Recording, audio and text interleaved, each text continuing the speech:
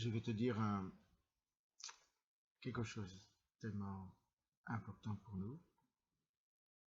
Jésus, un homme, mais bien plus encore. Il est le Fils du Très-Haut. Qu'est-ce que cela veut dire? On raconte une histoire qui s'est vraiment passée à propos du tsar de Russie, Pierre le Grand, 1672-1725. Jeune homme Pierre avait un esprit extraordinairement curieux de savoir. Il voulait apprendre un tas de choses pour moderniser son pays, très en retard le jour où il porterait la couronne de tsar. En Russie, nous pourrions construire des bateaux tout aussi géniaux que ceux des Hollandais, se disait-il. Effectivement, en ce temps-là, les Hollandais étaient les meilleurs constructeurs de bateaux du monde.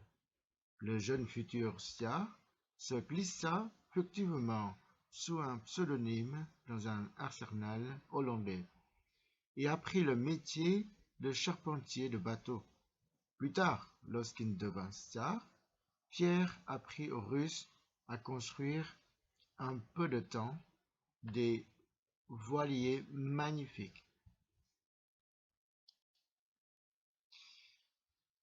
Une super idée de film. Le fait que Dieu s'est fait homme est une histoire encore plus incroyable que celle du tsar devenu charpentier pour quelques années. Dieu devient un homme. Ça sonne comme un conte ou une drôle d'idée de film. On aurait pu en faire tout un film déjanté à Hollywood, style, entre guillemets, Dieu au ciel s'ennuie. Il a donc l'idée folle de se déguiser en homme. Il vient sur terre, mais fait un peu n'importe quoi, car Dieu n'a aucune notion de ce qui se passe ici-bas. Il se trouve mêlé à des situations complètement idiotes. Mais par bonheur, il a plus d'un tour dans son sac. Il s'en sort bien. La crise arrive. Seulement quand il tombe amoureux d'une fille magnifique et qu'il ne veut plus du tout retourner au ciel, etc. On aurait bien ri, bu son coca et vidé son pot de pop-corn. Et 3 jours après, on aurait oublié ce film débile. Mieux que n'importe quel film, les pensées de Dieu. Qu'est-ce que Dieu a vraiment fait pour sa création, blessée par le péché? Disons d'abord ce qu'il n'a pas fait. Il ne nous a pas oubliés en orbite. Il n'a jamais cessé de nous aimer. Il n'a jamais mis fin à sa fidélité envers nous. Il n'a pas envoyé un châtiment sur notre monde où règne la haine, l'envie, l'avidité, où les hommes se torturent, se laissent mourir de faim, se tuent mutuellement pour avoir leur chance et un salaire. Un monde où les enfants ne sont pas meilleurs que leurs parents. Il ne nous a pas envoyé la peine de mort pour nos péchés. Qu'est-ce que Dieu a fait au lieu de tout cela? Il a vu nos souffrances et nos larmes, dues au fait que nous devons mourir. Dieu décida de tout partager avec nous, excepté le péché. En Jésus de Nazareth, Dieu a pris notre nature humaine. Il était le fils de Marie, qui était juive, et il est né vers l'an 7 avant Jésus-Christ à Bethléem. Donc, Jésus est né autour de l'an 7. C'est parce que un moine, au Moyen-Âge, il a voulu mettre la calendrier, qu'on appelle la calendrier aujourd'hui, un grégorien, il a compté les années, il a mis ça pour tout le monde, et malheureusement, il s'est trompé. Voilà, 6 à 7 ans. C'est pour ça que Jésus, il est né avant Jésus-Christ. Mais il est né à Bethléem. Voilà. Normalement, sinon, nous sommes en 2028.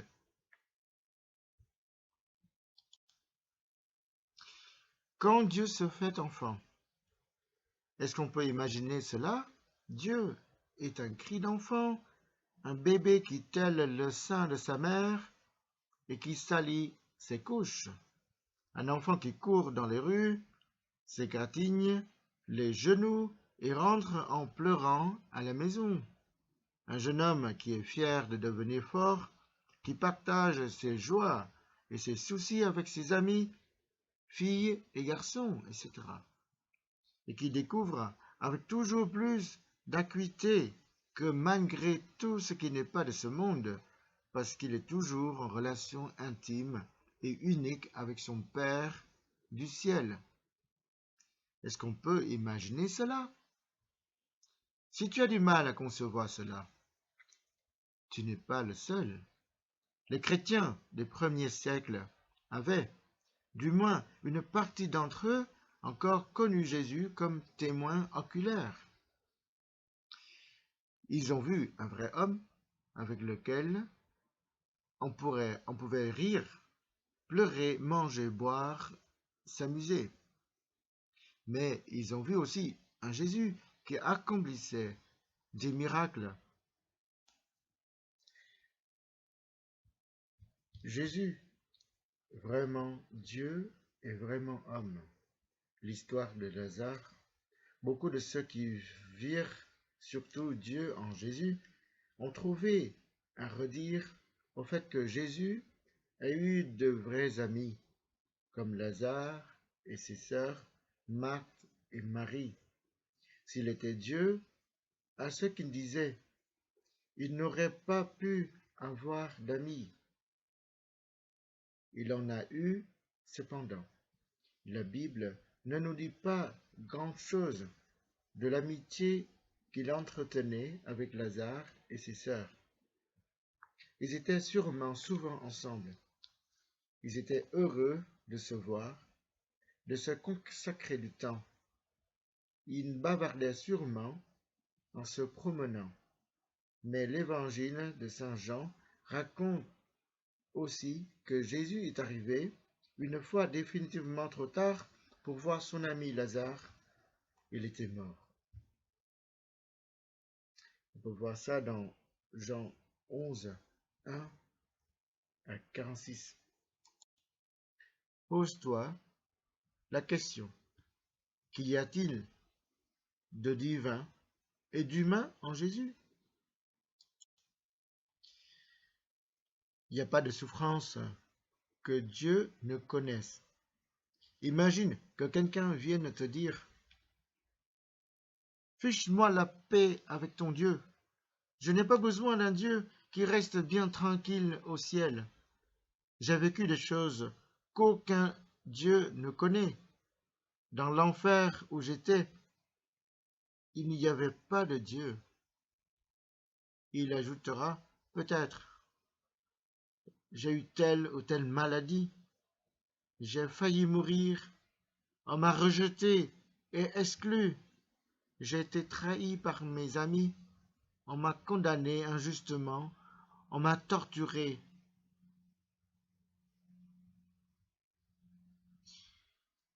Qu'est-ce que tu peux répondre? Ceci peut-être. Je ne sais pas de quel Dieu tu parles. Mon Dieu était malade et dans l'angoisse de la mort. On a blasphémé contre lui et on l'a persécuté. Il a été trahi par ses meilleurs amis. On l'a condamné injustement et torturé jusqu'à ce qu'il meure.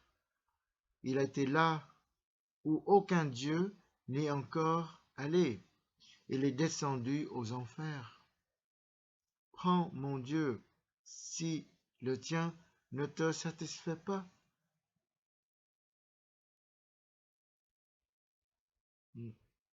Nous allons voir dans l'Épître aux Hébreux, chapitre 4, versets 14 au 16.